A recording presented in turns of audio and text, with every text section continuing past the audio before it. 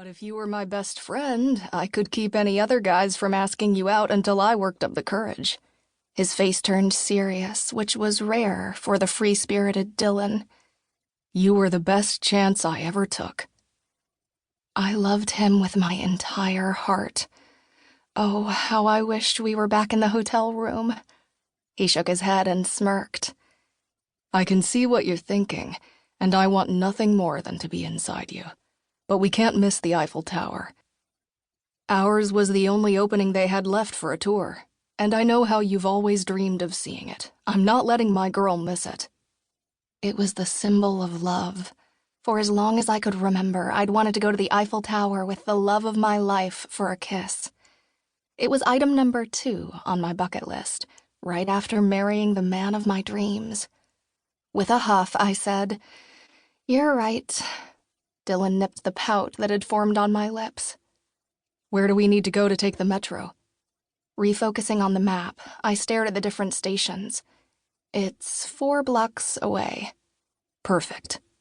Dylan's voice trailed, and I watched his eyes focus on a flower cart not far from us. Would you get us some water, baby? Dylan loved surprising me with sweet gestures. I turned to see a small little convenience store. I'll be right back. His eyes lit up. With another peck on the lips, I walked inside and grabbed 2 waters. The differences in brands and pricing amazed me. I loved Europe. You look like a woman in love, the older man behind the counter commented as I approached. I am. My husband and I are here on our honeymoon. I glanced out the window and saw Dylan walk across the street as suspected. The man looked out too. Enjoy, madame. True love only happens once, so they say. Congratulations. Thank you. I fished a few euros out of my pocket to pay. I watched Dylan talk animatedly to a man selling flowers. One thing was for sure, Dylan never met a stranger. He could have a conversation with a fence post if given the chance. I sighed, and warmth trickled through me as he accepted the colorful bouquet of flowers. I am the luckiest girl alive. This moment was perfect. I had all I'd ever wanted in front of me, and we planned to start a family soon after I finished college. A baby. I'd wanted to be a mother for as long as I could remember. Our eyes met, and Dylan beamed at me while he held the flowers out toward me. His devotion made me giggle. I needed to kiss him. As I pulled the door open, he yelled, I love you, Noah Reynolds. Forever and always. I love you. Passers-by stopped as Dylan declared his love for me on the streets of Paris. I hollered back, I love you too. He opened his arms for me to come to him. I stepped out of the store toward the man I would spend the rest of my life with, needing to feel his touch.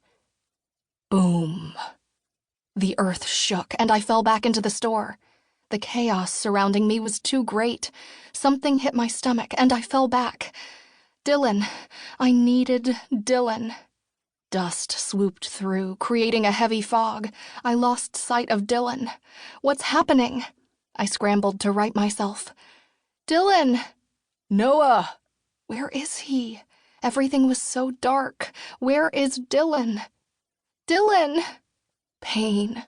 So much pain. I need... That was my last thought before everything went black. Chapter 1. 3 years and 5 months later. Noah! Earth to Noah! I glanced from the window to see my roommate and dear friend standing at the door to my office. Hey, Sawyer. Sorry, I was lost in thought. What's up? Nonchalantly, I straightened a folder on my desk. It was almost lunchtime, and I had nothing to do. It was going to be a long day. I'd been working late the last few days to keep my mind off things for the upcoming events I was planning. I always worked late when I was troubled, and recently, the past had been resurfacing more than I wanted. Sawyer quirked her brow as she watched.